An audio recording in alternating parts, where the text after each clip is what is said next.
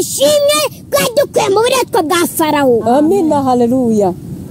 Kigakoresha Mose avuga didima. Natwe muri aka kanya ka none yagira iwukoresha akaza imbere yacu akadukura mu buretwa bwa Farawo kuko ari Imana yamugize iki yamukoreyeho. Haleluya. Helestobe fondestaya aniko. Nirangiza gwa burundu gite kinganza marumba ukinga ntihagire ukingura ukingwa ntihagire ukinga. Uwiteka yaransanze yohereza umwamarayika wayo araza arambwira ati wari uryamye se byari bimeze bite? Nari ndyamye narabirose ariko nabisha ababyeyi. Imana iransanga imbwira gutyo. Yego. Ubwa kabiri iraza irambwira ati iraje kandi zaza sizaceceka. Yaraje iransanga ndi nimugoroba. Yego. Irambwira ati muri uyu mwaka 2026 rega Imana sigivuga yihishe. Yego. Sigikora yihishe. Nimba kuvugiyemo ntukajye ugenda ngo bivugira ahantu hihishe. Nimba ubivuze kuri kamera no mu rusengero igihe uravuga. Nimba ubivuze mu rusengero no kuri kamera agenda ukagira icyo ukavuga. Hari n'igihe ushobora no kujya ahantu mu cyumba abasenga ukavuga cyangwa ndetse no mu muhanda ukagenda ukavuga. Rero abantu bacecekesha umwuka w'Imana n'ijambo ry'Imana rero rizahora ritubwire nitutumva tuzarorere izakoresha ibiti n'amabuye n'abana bato ndetse izabakoresha.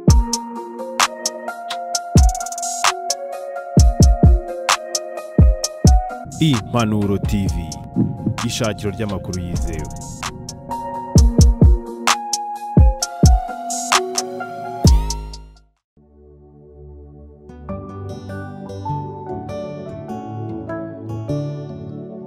Umukiza be hamwe namwe ababera umujyanama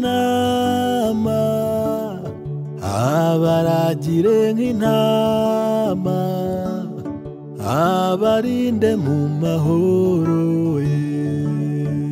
Hamwe namwe kugeza ku mperuka isi. Hamwe namwe umukiza be hamwe namwe.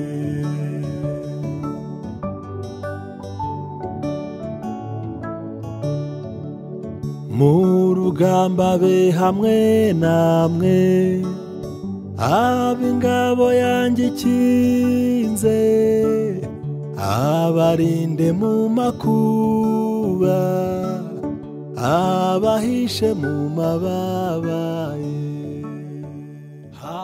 Ikaze cyane rero kuri mwese abadukunda ndetse n'abadukurikira, tubashimire cyane, tubabwire ngo muraba agaciro kuba mubana natwe mu rugendo rugiye rutandukanye tugenda dukora umunsi ku munsi. Twongeye kugira amahirwe ndetse n'umugisha w'Imana kuba turi kumwe n'umukozi w'Imana Salomo. Salomo umeze neza? Iminsi myinshi kabisa. Waruraho? Amakuru yawe? Ni meza. Wabuze?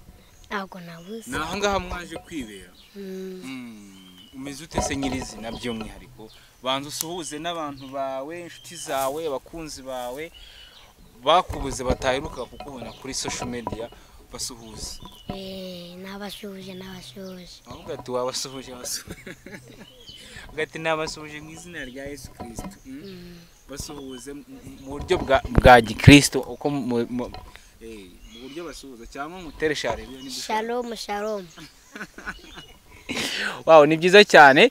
Twakoze urugendo rero tuza gusura umukozi w'Imana Salomo. Twaje ahangaha mu ntara y'Iburasirazuba, busanzwe rero basanzwe bari muri Kigali, ariko kubw'impamvu turi buze kuza kuganiraho muri iki kiganiro n'izimibereho igiye itandukanye y'umujyi wa Kigali ibitanoroshye cyane. Twaje hano mu ntara y'Iburasirazuba, niho twaje gusura umukozi w'Imana Salomo. Bimeze bite mu ishuri? Biragenda?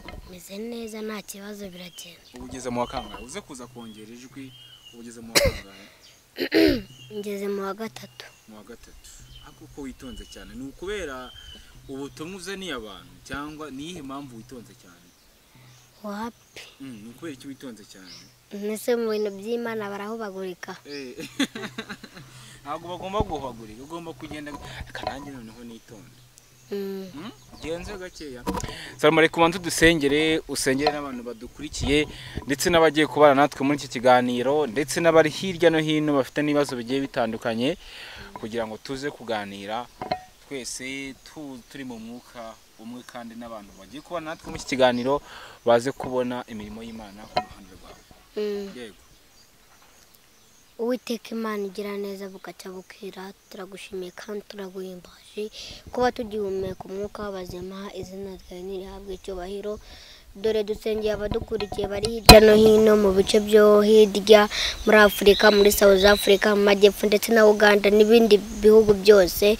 Uwiteka Imana bahe kumva ijambo ryawe, Uwiteka Imana ubagirire neza, ibyo ndi buvugira ahantu naba ari nge ahubwo nkubere mikoro. Uwiteka Imana ishobora byose kandi Imana igira neza, komeza utugirire neza kandi ukomeze udutabare. Abari bwumve rino jambo nirica mu gutwi ngo ringukire mu kundi. Uwiteka Imana igira neza bugacya bukira, ukomeze ubatabare kandi ubagirire neza, mu izina ryawe ryera, amen. Amen. Uwiteka aguha umugisha cyane kandi namwe mwese mudukurikiye tubasabiye umugisha w'Imana kugira ngo ubane namwe ndetse ukuboko k'Uwiteka ukomeze kubyigaragarize mu byo murimo byose. Ndabona ufite Bibiliya yawe ko yashaje. Yereka abantu Bibiliya yawe ko mbona yashaje Salomo. Ntago Imana igishaje na birasi igishaje. Ntago Imana igisaza na Bibiliya ntabwo igisaza. Kubera icyo uvuga ko Bibiliya yawe itagisaza. None se iyo umusaza ashaje ananirwa kuvuga? Aravuga. Aya nayo ni amagambo y'Imana, Imana yaba yaragiye ikavuga no mu bantu bayo. N'abantu bayikuriraga bagiye bose nyine. Aya ni amagambo babara, ni amagambo y'Imana nyine, ni ijambo ry'Imana. Amagambo make. Muri make ibyo mvuze ko ishaje ntabwo ari byo. Ishaje gutya nka bino by'inyuma, ariko ibirimo si bijya bishaje. Amen rwose. Ibirimo imbere ntabwo bijya bisaza. Salomo rero nkuko abantu wenda bagiye bakumenya mu kumbuga nkoranyambaga mu bihe byashize, Salomo ni umwana ufite impano zo gukora Imana mu buryo bugiye butandukanye, haba uburyo bwo gusengera abantu, haba uburyo bwo gutanga message Uwiteka aba yamutumye mu bihe bigiye bitandukanye. Uyu munsi rero niyo mpamvu turi aha ngaha kugira ngo tuze kuganira nawe, ariko by'umwihariko nyirizina hari na message ikomeye cyane yatumye nturuka mu mujyi wa Kigali nkaza muri intara y'Iburasirazuba kugira ngo umukozi w'Imana Salomo abashe kuyigeza ku bantu. Salomo, muri iyi minsi ubona gute uburyo abantu bagenda bafata ibintu by'Imana, niba ndavuga ngo babitesha agaciro cyangwa se batabiha agaciro cyane nkuko bikwiriye? Ubibona gute ku ruhande rwawe? Ngiye ku ruhande rwanjye mba mbona bafite nk'imidugararo mu bintu bakora. Baba bameze nk'abantu bafite imidugararo. Ni nko kuvuga ku bantu bacecekesha umwuka w'Imana. Yego. Iriya ni imidugararo. Umwuka w'Imana ni ikintu kivugwa kandi kigasohora, nk'uko wavuga ngo mu kwezi kwa kangahe nzagura imodoka. Yego. Imana ikaba yagufasha cyangwa ugakura n'akandi kazi ukaba wayigura. N'amagambo y'Imana nubwo atinda ariko agira iki arasohora. Buriya uzareba ikintu umuntu akubwira kikazamara igihe kirekire, kikazamara imyaka minini ataragusubiza, ukarinda unafatana na gusubiza. Abana b'abantu nta kintu batumarira nyine, ako Uwiteka arakituma agira icyo akora. Rero ku bantu bamucecekesha kugira ngo navuge, abo bo bashaka bafite imidugararo. Abantu bacecekesha umwuka w'Imana gute? Dusobanurire wowe kubona abantu bacecekesha umwuka w'Imana kugira ngo ntavuge. Umwuka w'Imana ni ikintu nyine, ni ikintu gikomeye. Imana iravuga. Imana ivugira ikoresha abantu. Ivuga. Hari abantu bemera ko Imana itagivuga, ko ibyo abantu bavuga ari bo baba byifugishije, Imana itagivuga. abo ntabwo baramenya mwuka wera. ntabwo barabumenya ngo bamusobanukirwe, ariko Imana iravuga. Ivugira muri twe, ariko inabishaka yavuga. Oya, ibishaka ariko ubishaka yavuga, ariko bivugira mu bantu. Bivugira mu bantu. Nyine nitugera imbere yayo, Yego.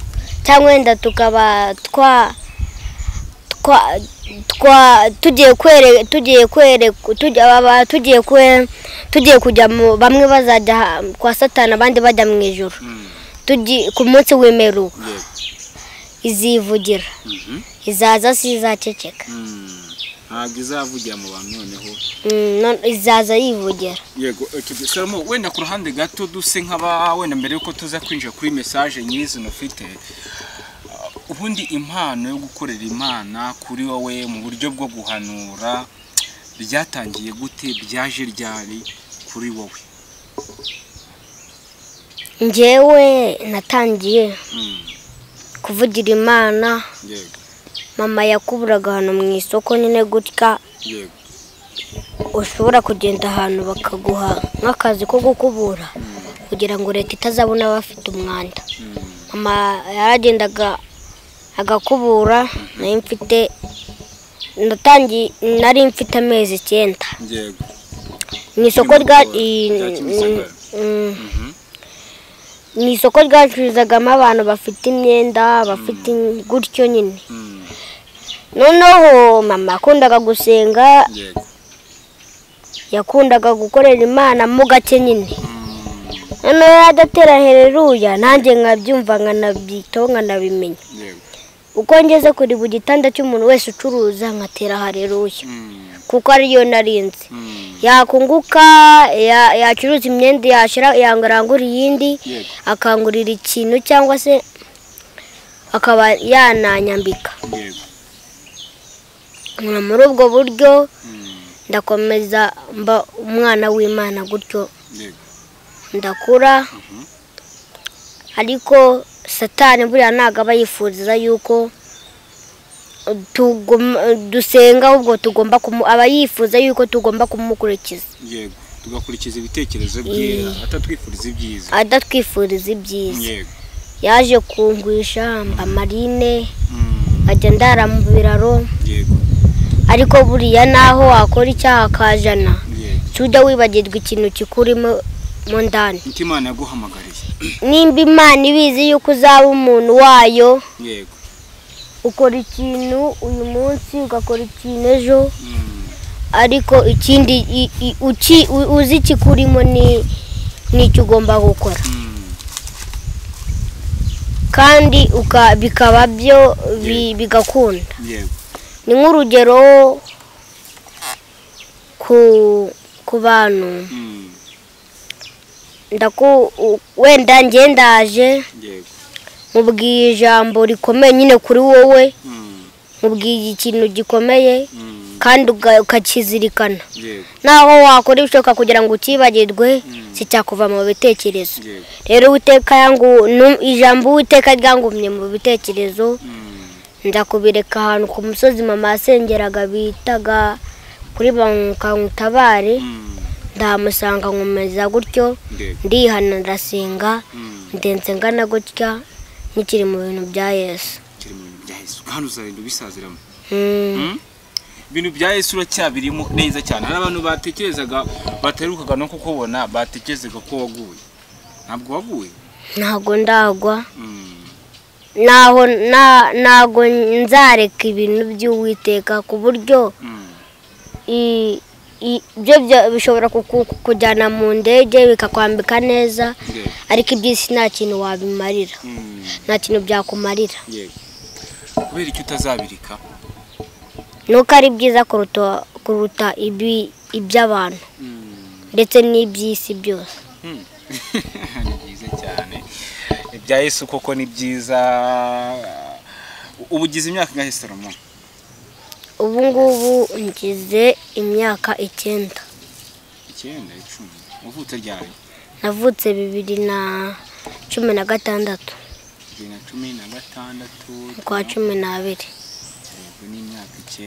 imyaka 9 kuko 9 urengejeho ukwezi urengejeho amezi 16 ni 10 na amezi 10 ni imyaka 9 ntabwo iragwamo neza n'inyobyo niba ntari kuba neza ariko 10 ntabwo biragwamo neza. Salomo ku ruhande rwawe rero wenda tugeze no mu cyatumye tuganira uyu munsi hari message ufite cyane kuri kwireba hariya uyu murireba hariya kuri kamera reka were kwireba kugira ngo tuze kuganira.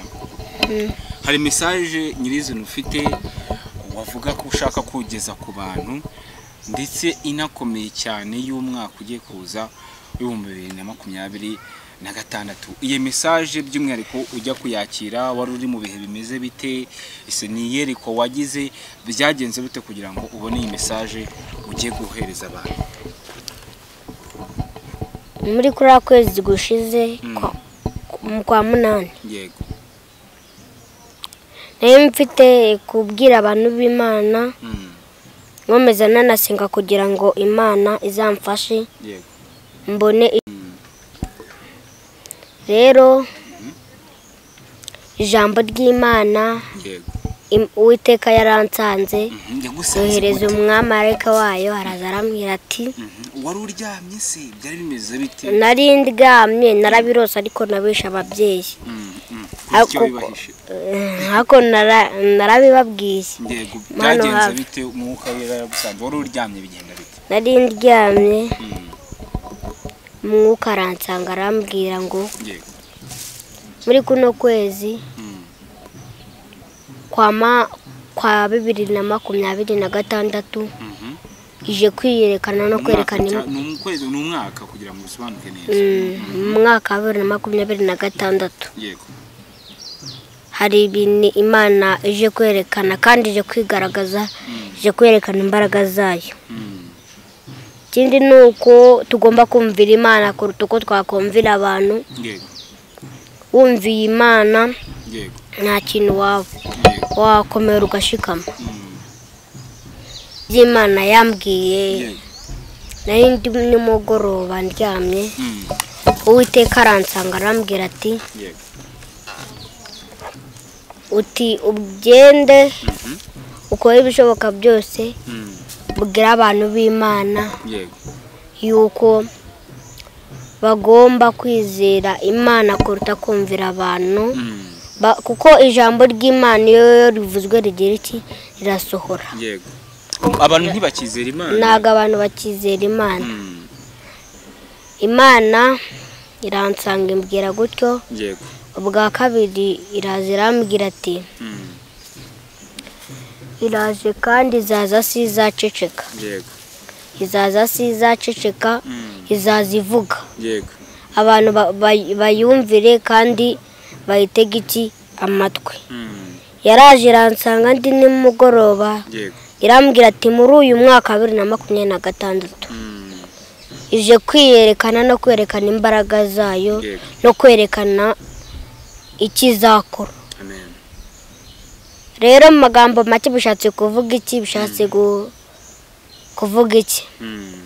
Kwerekana ni ukukwereka nyine ikintu yego ashaka kwereka ikintu cyoroshye ndetse n'ikintu gikomeye. Rero imbaraga z'Imana yego ni imbaraga z'Imana ni ikintu cyiza ni ikintu gishobora kuba cyagukora mu maboko y'umwanzi Satani kikagukura muri ibyo kikakujyana aheza. Imbaraga ushobora kugenda ukarwanirira umuntu yarari mu bibazo ukamurwanira kandi ugatsinda. yego Ariko hari n'igihe ushobora gutsindwa ariko Imana yo sigigira iki sigitsindwa ntiginanirwa sigishonja ariko ibiryo byayo ni ukugira iki namashimwe. Rero kugira ngo nimba wizera Imana uba ugomba kuyisenga uyisaba yaguha nawe ukagira nyine ukayishimira. Ibiryo by'Imana ngo namashimwe ibyo biryo byose ibiryo by'Imana namashimwe yego. Ibindi ariko abantu Imana ikorera ibitangaza ntibanayishima nicyo babwira nababwira yuko urabona wagomeza ukicara ntujye ku rugamba, ugomba kujya ku rugamba. n'Imana igutabaye rero ntago wagira iki, ntago wakwicara ngo ujye utegeka abandi we wicaye, nawe uba ugomba gukora nk'abandi kuko nta bantu nkawe. nubwo waba ufite ijambo kajana aba ari abantu nkawe. nka meya sajya abwira abandi ngo ajye mu buringa ryame, nawe yicara mu biro akagira iki agakora. rero nimba Imana ikugiriye neza ntukajye wicara ngo uvuge ngo kora iki, ngo kuvuga iki, ngo unakore na kino na gutya gutya. uba ugomba kugira iki, uba ugomba nawe guhaguruka ukagira icyo ugakora, ukajya gusenga, avayo ukajya n'ahandi n'ahandi. yego. ubundi butumwa Imana yaguhaye abantu bagomba kumva kandi bagomba no kwitondera cyane. ubundi butumwa Imana yamaye nuko bacecekesha umwuka w'Imana, bakaba bakanga ko umwuka w'Imana ivuga, bakaba bari guteza imidugararo. bagomba kwitonda. ibyo bintu ushatse kuvuga bishatse kuvuga iki? Njye numva bavuga hari insengero baba batakemera abahanuzi, hari ahantu abantu batakyemerewe guhanurira. ubwo butumwa Imana yabuguhaye muri esanse, ibyo bintu bishatse kuvuga iki n'icyo abantu bagomba kwitondera cyane? rega Imana si ivuga yihishe, si igikora yihishe. nimba ikuvugiyemo ntukajye ugenda ngo ubivugire ahantu hihishe. nimba ubivuze kuri kamera no mu rusengero igihe uravuga, nimba ubivuze mu rusengero no kuri kamera agenda ukagira icyo ukavuga. hari n'igihe ushobora no kujya ahantu mu cyumba abasenga ukavuga, cyangwa ndetse no mu muhanda ukagenda ukavuga. rero abantu bacecekesha umwuka w'Imana abo bose sinzi icyo baba bashaka, kuko umwuka w'Imana baba bameze nk'abatarasobanukirwa neza ikintu bita umwuka w'Imana.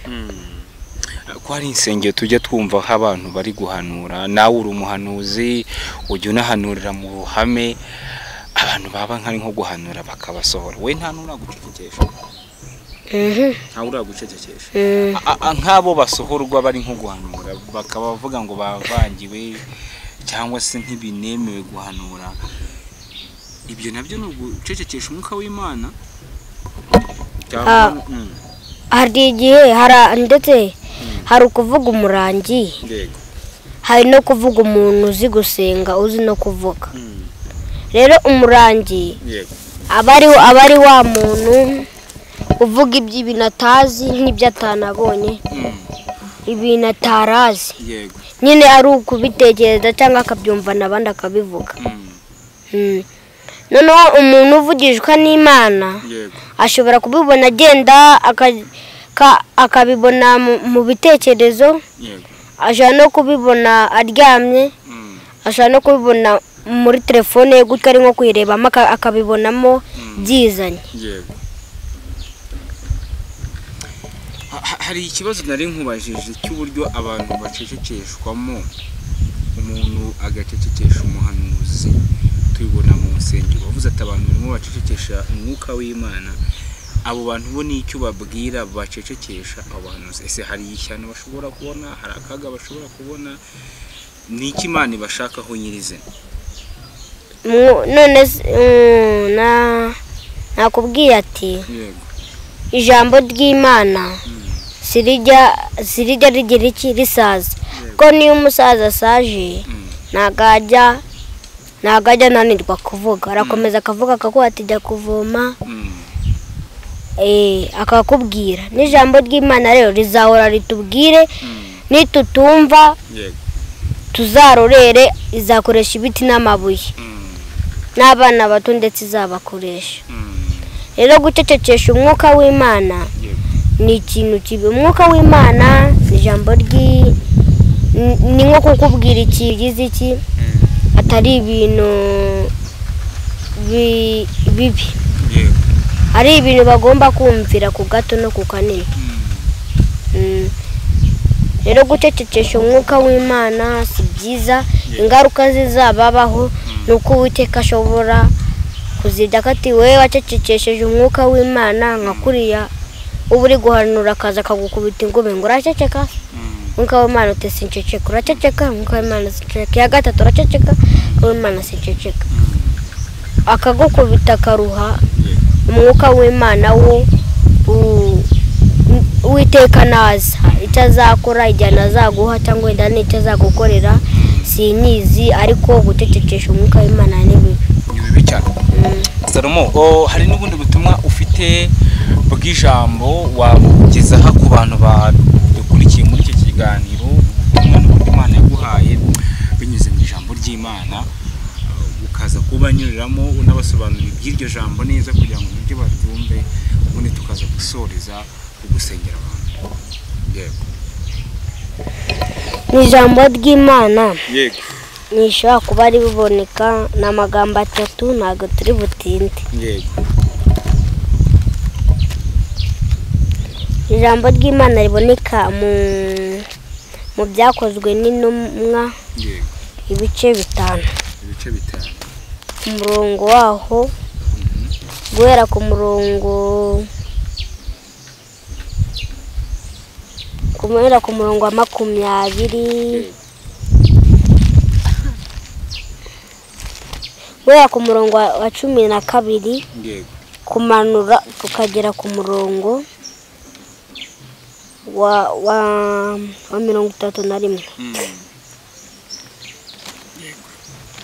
Ibyo ibyananiye Ananiya na Safira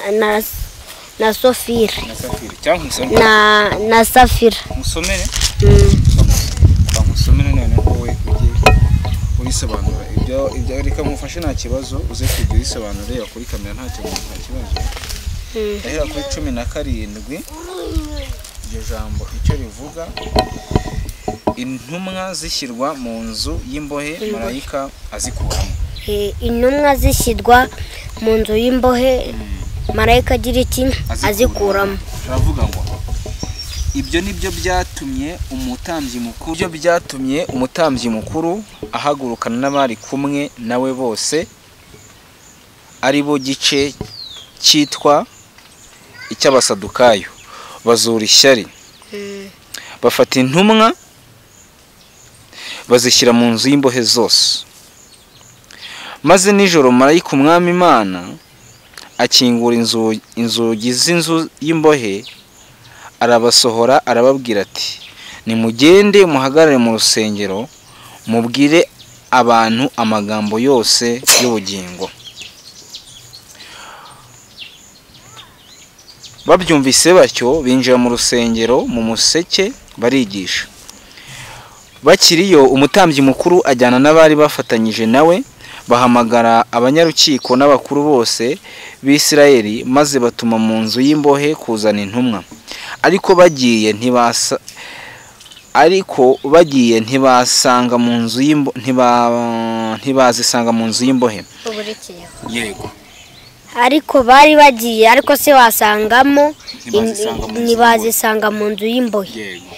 Inzu y'imbohe turaza kuyitiranya na gereza cyangwa tuyitiranye n'ibyago dufite. Yego. Ameze. Ariko bagezeyo ntibazisanga mu nzu y'imbohe nuko baragaruka barababwira bati inzu y'imbohe dusanze ikinze neza n'abarinzi bahagaze inyuma y'inzugi maze dukinguye ntitwagira umuntu dusangamo. Umutware w'urusengero n'abatambyi bakuru bumvise ayo magambo bayoberwa iby'intumwa ibyo ari byo bibaza uko bizamera. Yego. Umurongo wa 25 bongera gufata intumwa bazihana.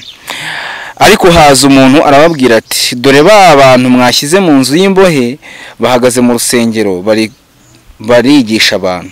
Maze uwo mutware n'abasirikare baragenda babazana ku neza kuko batinyaga rubanda ngo batabatera amabuye. 27 maze bamaze kubashyira imbere y'abanyarukiko umutambyi mukuru arabaza ati ntitwabihanangirije cyane kutigisha muri rya imbere. Haza umuntu ababwira ati dore ba bantu mwashyize mu nzu y'imbohe bahagaze mu rusengero bigisha abantu. Maze uwo mutware n'abasirikare baragenda babazana ku neza kuko batinyaga ko rubanda batera amabuye. Bamaze kubashya imbere y'abanyarukiko, umutambyi mukuru arababaza ati ntitwabihanangirije cyane kutigisha muri rya zina? None dore mwujuje Yerusalemu ibyo mwigisha, murashaka kudushyiraho amaraso ya wa muntu? Petero n'izindi ntumwa barabasubiza bati ibikwiriye ni ukumvira Imana kuruta abantu. 30 Imana ya sogokuruza yazuye Yezu uwo mwishe mumubambye ku giti, Imana yaramuzuye imushyira iburyo bwayo ngo abe ukomeye n'umukiza, ahesha Abisirayeli kwihana no kubabarirwa ibyaha. Natwe turi abagabo bo guhamya ibyo hamwe n'umwuka wera w'Imana yahaye abayumvira. Amen. Amen. Iri ni ijambo ry'Imana riboneka mu byakozwe n'intumwa. Yego. Ibice byaho 5 umurongo guhera ku murongo wa 17 kugeza ku murongo wa 30. Yego. Ni ijambo ry'Imana aho turi buvugeho cyane. Yego. Naho gufunga intumwa za Yesu mu nzu y'imbohe. Mu nzu y'imbohe twavuze ngo turaza kwigereranya n'ibinuza dufite, n'ibibazo cyangwa wenda tukavuga ngo ni nka gereza ku buzima bwacu. Rero inzu y'imbohe ijyamo abantu bakoze icyaha, ariko intumwa za Yesu baziraga yuko bageraga bigishaga ku maraso ya wa mugabo Yesu. Rero kugira ngo babazanye ku neza kugira ngo abaturage bataza kugira kubatera amabuye, babazana ku neza. Rero ijambo ry'Uwiteka iyo rivuze riraba. Ijambo ry'Uwiteka ni ikintu gikomeye ku buzima bwacu nyine. Uri kumva ko ari kiruta n'inuza no kuba twagira. Hari indirimbo igikunda kuvuga gupfa ni inyungu ku mukristo wese ugira wizeye kandi ukunda Imana. Rero ijambo ry'Imana riruta byose, iyo rivuze rigira rirasohora. Babafungiye mu nzu y'imbohe. Nk'uko bagufata uzira yuko uri gusenga, bakagufatira ku musozi wafunzwe cyangwa mu nsengero zafunzwe, bakakujyana mu nzu y'imbohe, ariko ikikurimo si kizakuvamo. Marayika akagusanga akagukuramo. Nimba ari ikigeragezo bagushyizemo, marayika akagusanga akagukuramo. Nimba ari ideni bagushyizemo, marayika akagusanga akagukuramo. Nimba ari ikibazo ufite, marayika akagira akagusanga akagukuramo.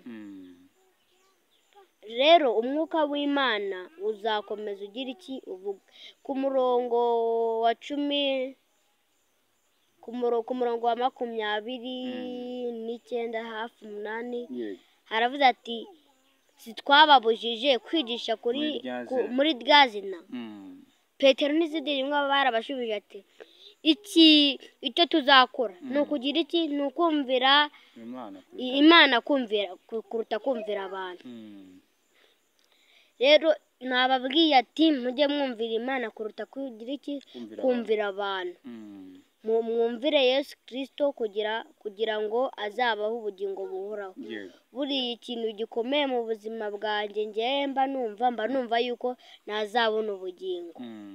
Naho ibindi byose byabura, ariko nkabona ubugingo. Naho ntabura iminsi 2, naho bansohora mu nzu, naho ariko nkagira nkazabona ubugingo. Nicyo kintu mba nifuza. Rero mwumvire Imana kuruta kumvira abantu.